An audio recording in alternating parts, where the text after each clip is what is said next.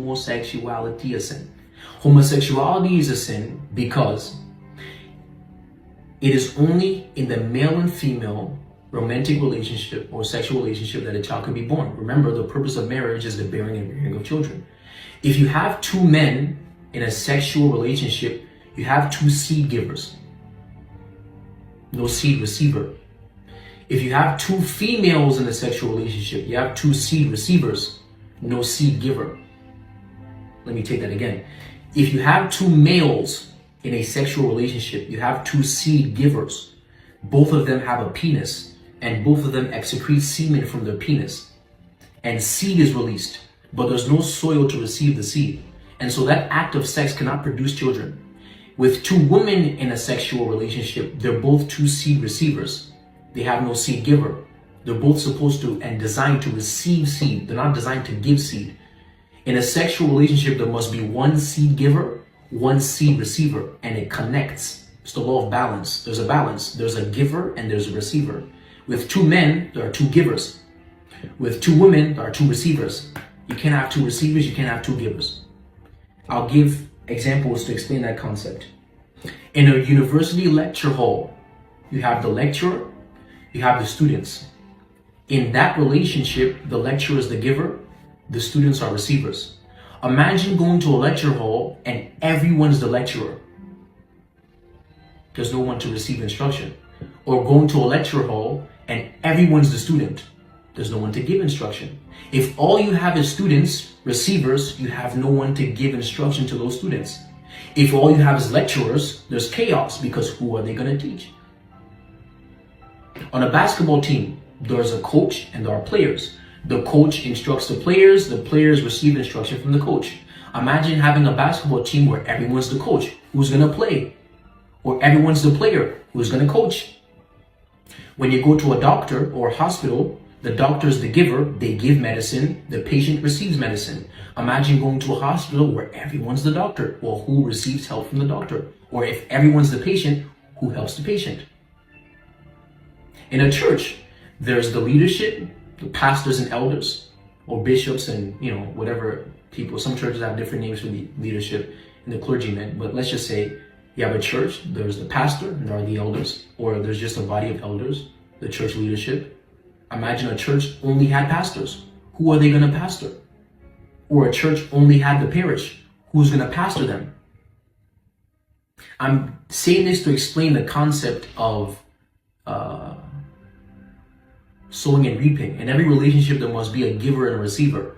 When a parent and a child are in a relationship, the parent is the giver, child is the receiver. Imagine a house full of children and everyone's the child or everyone's the parent. Who are the parents going to parent? Imagine a company where everyone's the CEO. Who are the CEOs going to lead? Or everyone's the employee. Who's going to employ the employees and lead the employees? You see how in every human relationship, there's always a giver and there's always a receiver. And in the human sexual relationship, the male is the giver, the female is the receiver, and there's balance. But if you have two givers, it'd be like having a lecture hall full of only lecturers. Everyone can give, but no one's there to receive. Somebody has to be the student. We can't all be the lecturer, right? Like right now, I'm lecturing and you're listening to the lecture. Imagine if we were both teaching at the same time. None of us can learn. Somebody has to lecture and somebody has to be lectured. We can't both be lectured. If both of us were being lectured right now, we'd both just be sitting quiet, like this. But there's nobody to lecture. So nobody's receiving anything and nobody's giving anything. And if both of us were lecturing at each other, who's going to receive? Now, in a homosexual relationship, you have two people who are seed givers. There's no seed receiver. And so that's why they can't produce children. And in a lesbian relationship, you have two seed receivers, but there's no giver. That's why they can't produce children. When you don't do things God's way, you can't get God's results. That's why homosexual relationships cannot produce children. Why? Because if you want God's results, you have to do things God's way. Now, this is the reason why people in a gay or a lesbian relationship have to step outside of the relationship to find either a seed giver. So if it's a lesbian relationship and they want to have a child, they have to find, for example, a sperm donor, right? They have to step outside of the relationship because they have no seed giver. They still have to go find someone to give seed, whether they adopt or they get a sperm donor. In a gay relationship, you have two seed givers. They have no one to receive seed. So they might need to get a surrogate mother. They'll take the sperm and give it to another woman who will carry the child. So you see how if they want to have a child, they have to find some way to go outside of their relationship to get a seed giver or a seed receiver. Now, the reason why they have to step outside is because the relationship they have is not according to divine pattern. Anytime you have to step outside of your positioning to find resources, it means you're outside of divine alignment. When God or when a man is in alignment with God's will, he doesn't have to go out of his way to get resources. Jesus says, when I sent you, did you lack anything? And the disciple says, no, we didn't lack anything. Anytime you're in divine alignment, you never have to struggle for resources. They have to go outside of their marriage to go find, and some people can search for months, for years to find a surrogate mother, for months, for years to find a sperm donor that they want. Because they have to check his genetics, have to check all these things. But in a heterosexual relationship, on a silly night, they can just have sex and produce children. They don't have to struggle because they're doing it God's way. When you're doing it God's way, results come easy. When you're doing it in an ungodly way, you have to struggle to get the result. And this is a meta principle. If the business, for example, you are starting is in alignment with God's will, you will not struggle for resources.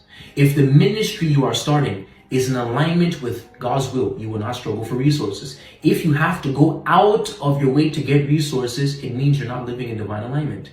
Inside of God's will are also the resources you need to fulfill his will.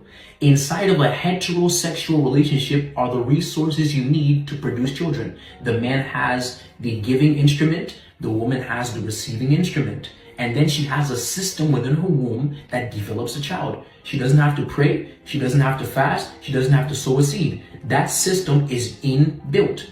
Adam and Eve, when they were created in the garden, didn't have to pray and fast for food. Because they were living in God's will, everything they needed was provided. God always provides for his assignment. If you're in divine alignment to divine assignment, there is divine provision.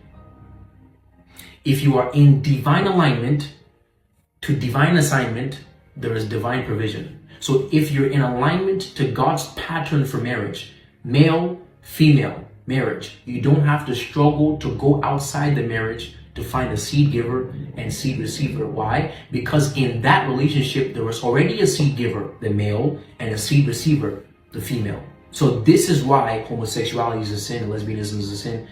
And then we can also get into polygamy, and all these other things. But right now, I'm only talking about homosexuality and lesbianism. I'll actually get into that discussion later on in this series, talking about why also polygamy is a sin. Polygamy comes from two Greek words, poly and gami. Gami means marriage. Poly means many marriages. So polygamy means multiple people married. So it can be a one man with two women, one woman with three men, two guys with two girls, or two guys with 15 girls, multiple marriages, right?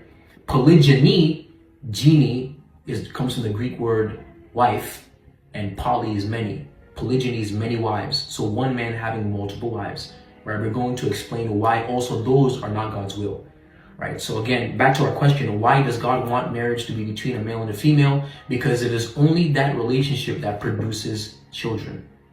Remember, the purpose of marriage is the bearing and rearing of children, which we're going to get into later on in this teaching actually. So back to our definition of marriage. Marriage is a covenant, we explained that one, between a male and a